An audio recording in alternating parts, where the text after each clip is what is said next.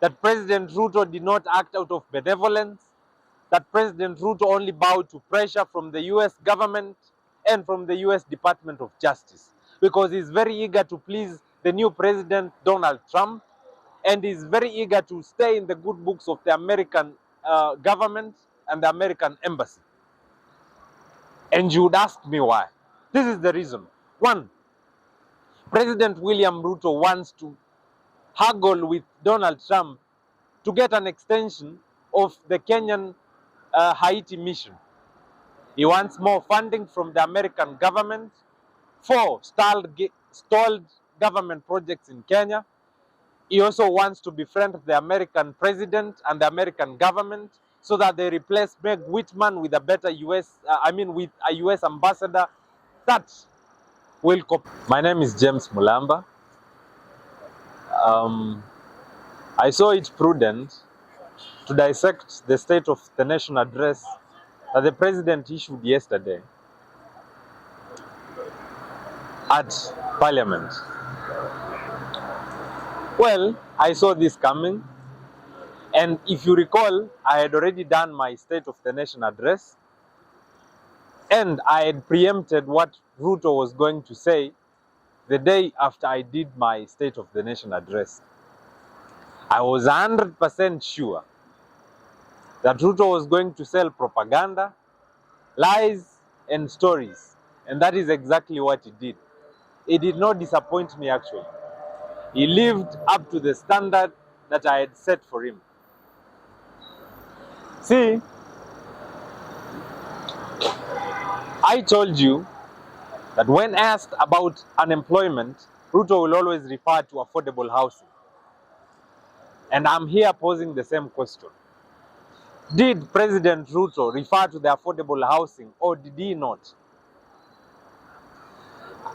I told you that the president, when confronted with the health mess, is going to sell hope and implore Kenyans to be patient, and is going to convince Kenyans that SHA and SHIF is working, and in a short while will work for the majority of Kenyans.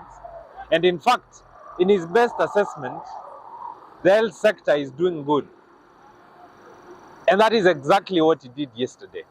He told Kenyans that SHA has teething problems and they should bear with the government, and is working around the clock to solve almost every other mess and every other issue that has slowed down health in Kenya. And in his wisdom, SHA and SHIF is working, and Kenyans have no reason whatsoever to complain about not accessing medical care in this country. I also told you that the president will not make any substantial effort to tackle corruption, and he will not include that in any of his speeches. And true to my word, I do not think the president tackled the issue of corruption because he has no interest in dealing with the monster of corruption, because he feeds it every day. By President Uhuru Kenyatta's admission, Kenya loses 2 billion shillings every day.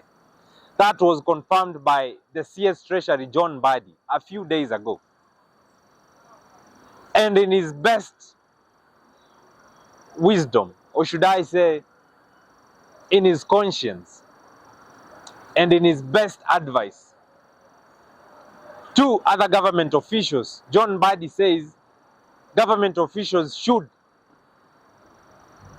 from that day henceforth, agree and decide to steal half of what they have been stealing, so that this country saves 1 billion shillings every day of the 2 billion shillings that is lost. You would imagine that John Mbadi, a strong critic of the current government,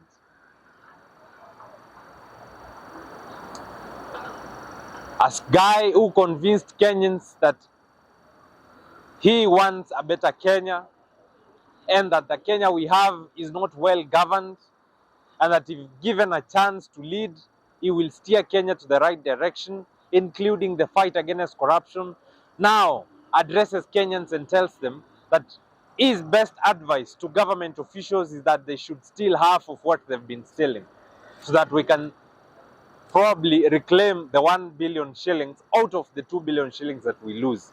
Imagine if that is the brain that is leading the treasury today. What do we expect from this government? And Kenyans thought that bringing ODM into government and the strongest critics of this government into government would give to Kenyans a lease of fresh air, and it would bring to this government exotic ideas, brilliant ideas, and transformative policies that would transform this country into a safe haven and into a first world. And it appears ODM isn't any different from UDA. It appears they think the same, they reason the same. They were only in two different sides of the divide. ODM was a strong critic of President William Ruto and his government just because they were not in government. When they joined government, they speak the same language, even worse. There is at no point any official or any member of parliament or senator from the UDA party, there is at no point a proposition that government officials should steal half of what they have been stealing so that this country saves up 1 billion shillings. The other day you saw how CS Opiyo Wandayi embarrassed himself when he was being grilled about the Adani deals and why Adani, a company that is mad with corruption allegations and that has a dented public image, should do our airports and our transmission lines. Opiyo Wandayi did not waste time to loud praises on Adani, claiming that he did his due diligence on Adani and he was sure that Adani was a reputable company that should be granted government tenders without hesitation. And to his embarrassment, the president of Kenya, William Ruto, threw him under the bus when he announced the cancellation of 4 Adani deals, following the indictment of Gautam Adani and 7 others by the US Department of Justice. Now, let me address the issue of Adani that I know has been a bone of contention in the past 2 days. Well, some Kenyans think that President Ruto, in his magnanimity and benevolence, decided to revoke the Adani deals. Some Kenyans think that President Ruto thought and acted on behalf of all Kenyans, and it was out of his goodwill that he declared the Adani deals null and void. I am here to surprise you that President Ruto's hands were tied, that President Ruto did not act out of benevolence, that President Ruto only bowed to pressure from the US government and from the US Department of Justice, because he's very eager to please the new president, Donald Trump, and is very eager to stay in the good books of the American government and the American embassy. And you would ask me why. This is the reason. One, President William Ruto wants to haggle with Donald Trump to get an extension of the Kenyan Haiti mission. He wants more funding from the American government for stalled government projects in Kenya. He also wants to befriend the American president and the American government so that they replace Meg Whitman with a better with a US ambassador that will cooperate with the Ruto administration. President William Ruto also wants to cajole the US administration to be easy on his administration, because he understands that a statement from the US government that is an adverse statement warning the Kenyan government against abductions, against extrajudicial killings, is a dent to his public image out there. He wants to persuade Trump and the US government that he is a listening president and that he cares for the Kenyan citizens and that they should treat him as a friend to the United States of America. And he thinks we cannot see through his bullshit. President William Ruto did not cancel the Adani deals because he was pro the people. President William Ruto did not cancel the Adani deals because he had done a due diligence on the Adani group and found their reputation wanting. President William Ruto cancelled the Adani deals because the US Department of Justice issued a warrant of arrest on Gautam Adani and 7 others. And I'm here to shock you. If the US Department of Justice had not issued a warrant of arrest on Gautam Adani, President William Ruto, the entire Kenya Kwanza government would have continued defending the Adani group, just the way CS Opio and I was defending. You would imagine the Right Honorable Raila Odinga even defended Adani, calling it a reputable company. So I'm here to tell you, unequivocally, indubitably, that President William Ruto only bowed to pressure from the US government and that he did not think of the best interests of this country. Because if he did, he would never have contracted the Adani company in the first place. There are so many companies out here that specialize in airport infrastructure, that specialize in power transmission lines and power generation and supply, that the Kenya Kwanza government would have contracted to do the transmission lines and to upgrade our airport. But the president was not interested in contracting these companies because possibly they were not offering him enough kickbacks to secure the tenders. You all know that Gautam Adani and the 7 others that he has been indicted with have been indicted on a bribery case in which they bribed to acquire a tender to supply solar panels and to revamp the solar energy sector in India. So it is almost predictable, it is almost obvious that they bribed the Kenya Kwanza government and they bribed the government officials of Kenya to acquire the airport tender and to acquire the Ketraco energy tender.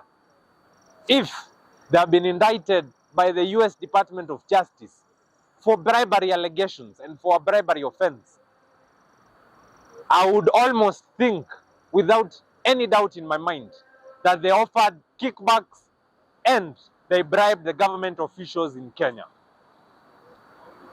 Following the cancellation of these deals, bowing to the pressure from the US government, President Ruto and his administration will be forced to dig into taxpayers' money to compensate Adani for the cancellation of a contract in which they had already awarded him the tender to do our transmission lines.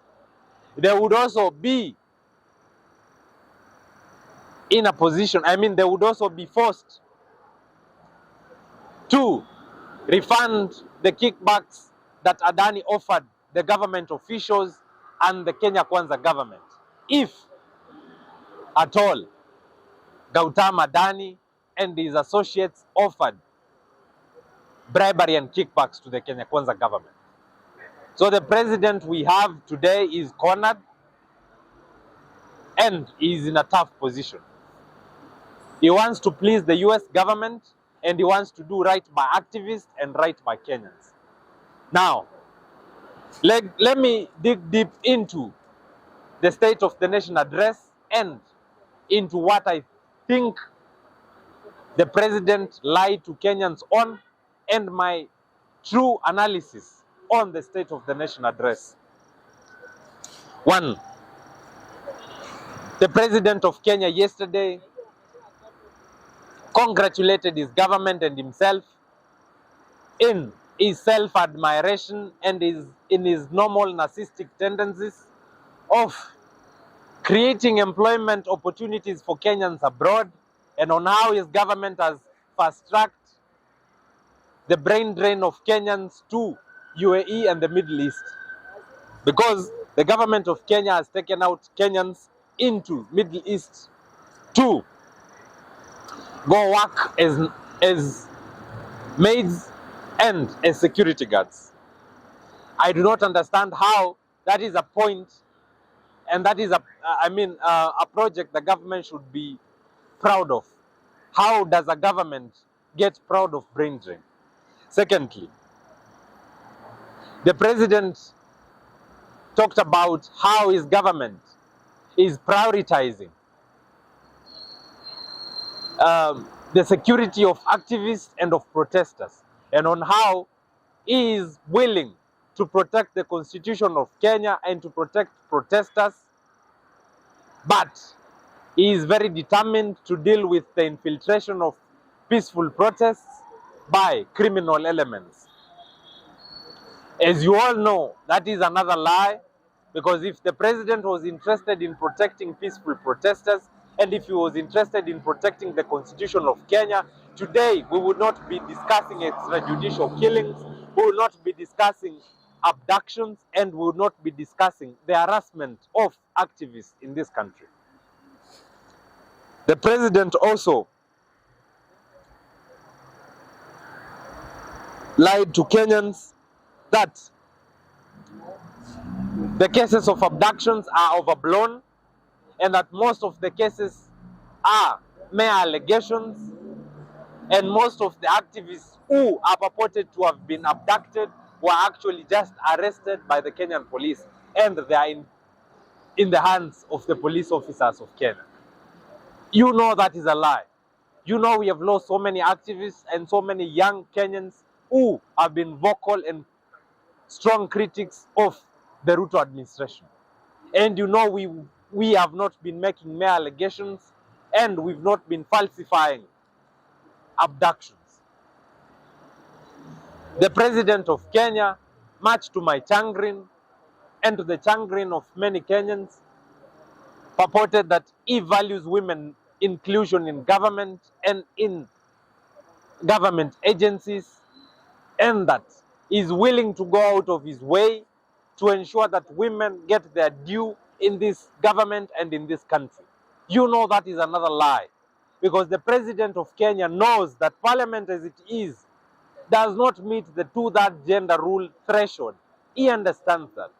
And if he wanted to solve that, he would have issued a memo or an executive order that addresses the 2/3 gender rule threshold, and he would have set in place and in motion policies and a clear way on how to bridge the gap on the 2/3 gender rule. He has not taken that into consideration, and today as we stand, the Parliament of Kenya is unconstitutional because it does not meet the 2/3 gender rule. So I am asking the President of Kenya today, if it is true that you care about women leadership and you care about the women of this country, and if it is true that you hold them dear in your heart, as you said, that they are not second-class citizens, how is it that your cabinet has few women? How is it that in government positions there are a sizable number of women? How is it that as it is today, the Parliament of Kenya is unconstitutional and you've not moved with speed to resolve the 2/3 gender stalemate? And I heard some people clap when the president mentioned how he holds women at heart in this country. But it seems they have a different president, or their interpretation and analysis is skewed, because I did not see anything substantial worth clapping for. In fact, I asked myself yesterday if it is me who is insane or the legislators in Kenya are insane. They were clapping at almost every other agenda the president was putting across, even when they knew these were lies and these were propaganda. You also understand the president lied on agriculture, that Kenya has produced probably more than the sugar we need in this country. And the president lied that all sugar factories in Kenya are working well and they have been revitalized.